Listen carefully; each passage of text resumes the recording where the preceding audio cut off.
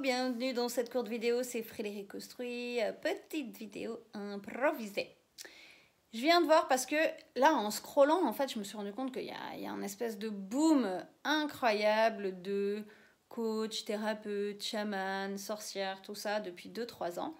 Et c'est génial parce que ça montre vraiment le changement de paradigme dans lequel on est. Ça montre vraiment que... attends, pardon, je suis hyper mal assise.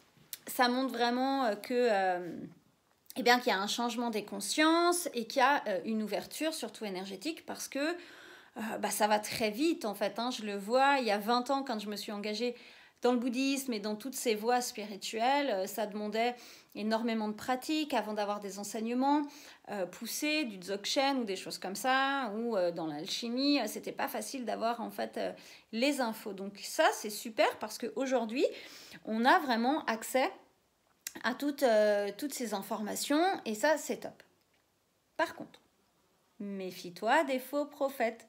Ça, c'est vraiment quelque chose qui est dit, que les guides font que de dire et qui est en fait même inscrit dans les textes anciens, de faire attention aux faux prophètes.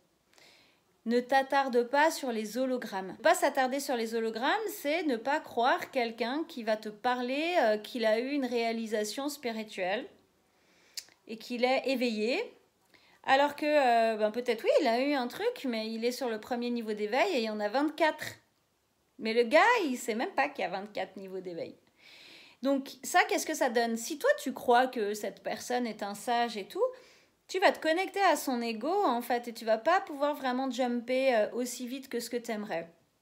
Donc c'est vraiment important d'aller te diriger vers des personnes qui ont vraiment transmuté des choses dans leur propre incarnation, en fait. Comment est-ce que tu vas voir si quelqu'un a des réalisations ou pas? Des CD, on appelle ça. C'est déjà quand tu te connectes à la personne, qu'est-ce que ça te dit?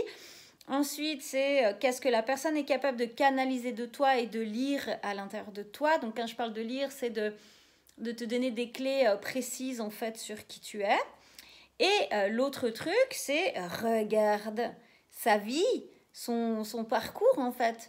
Regarde, est-ce que c'est quelqu'un qui a eu une vie difficile et qu'elle est arrivée, en fait, à dépasser tout ça pour s'aligner avec sa puissance spirituelle? Est-ce que c'est quelqu'un qui a fait un vrai travail méditatif dans des ashrams ou dans des retraites ou auprès de sages de toutes les cultures possibles? Enfin, tu vois, c'est vraiment fais très attention parce que là, c'est hyper fort. Et pourquoi je te dis ça? Parce que le mot est porteur d'énergie. Donc ça veut dire que si tu te connectes à quelqu'un qui a un verbe qui n'est pas porteur de cette énergie de transmutation, eh bien en fait tu vas vivre de grandes frustrations parce que tu vas comprendre mais ça ne va pas s'implanter à l'intérieur de toi. Alors que quelqu'un qui a déjà, désolée je bouge pas mal, alors que quelqu'un qui a obtenu ses réalisations, son verbe va aller très rapidement à l'intérieur de toi. Tu vas pouvoir toucher son énergie, donc en fait tu vas obtenir une rapidité dans ta transformation personnelle. Et alors encore pire en coaching parce que là tu matches avec l'énergie de la personne. Fais très attention